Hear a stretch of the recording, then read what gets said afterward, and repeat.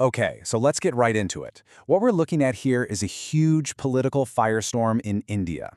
It's a direct showdown between Rahul Gandhi, the leader of the opposition, and the Election Commission, the country's top electoral body. And believe me, this isn't just some minor disagreement. It's a fight over the very heart of the voting process. At the center of all this is an absolutely explosive charge, a claim that more than 100,000 votes were systematically stolen. And that's in just one district. I mean, a number that big, if it's true, that could totally swing an election. It's an accusation that really strikes at the foundation of democracy. The headlines have been pretty dramatic, for sure, but they don't give you the whole picture. So that's what we're going to do here. We're going to break down the allegations, the official response, and what this whole clash tells us about institutional trust. Let's dig in. So, how did we even get to this point? Well, it all kicked off with one really powerful allegation, what Rahul Gandhi called vote chori, which translates to vote theft, and that's what set the stage for this entire showdown. And things escalated incredibly fast. I mean, look at this timeline. On August 1st, the first claim pops up. Just a week later, on the 7th, it's zeroed in on a specific area, Mahadevapura. And then, just 10 days after that, the accusation gets even bigger.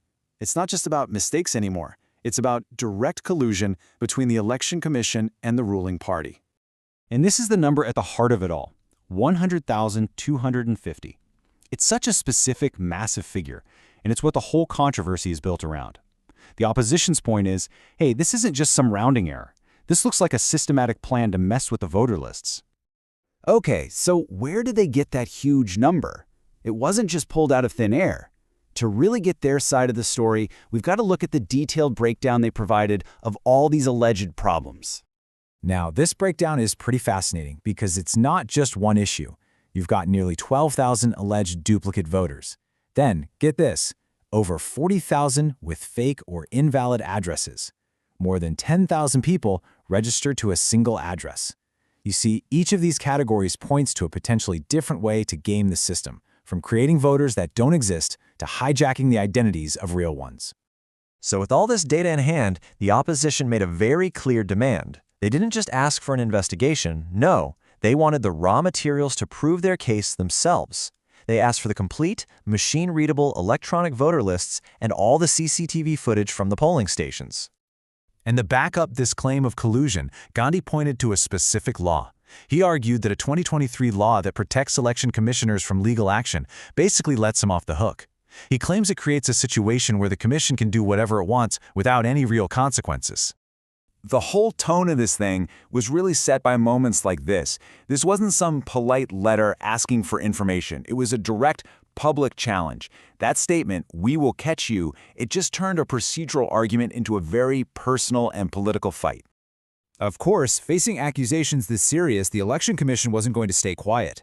They came back with a very firm, very process-driven defense, basically turning it around and putting the burden of proof right back on Rahul Gandhi. Their response was basically an ultimatum. The Chief Election Commissioner, Gyanesh Kumar, laid it out plain and simple. You have 7 days to either formalize your complaint with a legally binding affidavit, which would make you legally responsible for the claims, or you issue a public apology. No in between. So the ECI's defense really boils down to 3 key points. First, they're saying, legally, our hands are tied without a signed affidavit. Second, they argue that the whole process of cleaning up the voter rolls, the thing Gandhi called manipulation, is actually a standard, legitimate procedure. And third, they claim that giving him the data he wants just is impossible, pointing to logistical challenges and even Supreme Court restrictions. And that brings us to where things are now, a complete and total impasse. Both sides are dug in, they can't even agree on the basic rules of how to move forward, and what we're left with is a classic political standoff. This table just captures the deadlock perfectly. On the affidavit, Gandhi says his oath as a member of parliament is good enough. The ECI says, nope, not legally sufficient. On data access, one side says it's crucial for transparency, the other says it's legally and logistically impossible. And on bias, Gandhi makes a direct accusation of collusion, while the ECI just sticks to talking about the legal process. It's like they're speaking 2 different languages. When you boil it all down, the fight really comes down to this: the oath versus the affidavit. Is a politician's constitutional oath to tell the truth enough to launch a massive federal investigation? Or is a formal, legally prosecutable document, the affidavit, the absolute, non-negotiable first step? This is the bureaucratic wall where this whole thing has ground to a halt. So, let's zoom out for a second. If we step back from the specific demands and arguments, what does this whole episode really tell us?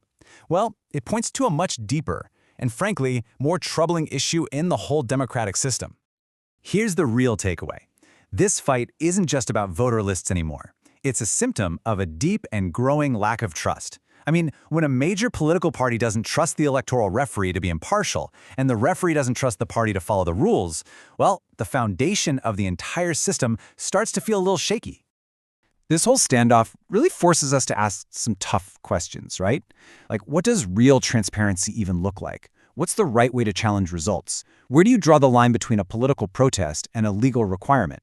And maybe the biggest one, whose job is it to make sure we all still believe in the fairness of our elections?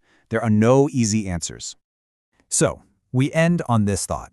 When you have this kind of collision, where rigid procedure slams into passionate protest, who is ultimately responsible for bridging that gap and rebuilding trust? Is it on the institution to be more flexible, or is it on the politician to play by the established rules? It's a question that goes way beyond this one fight and really gets to the heart of the health of democracy itself.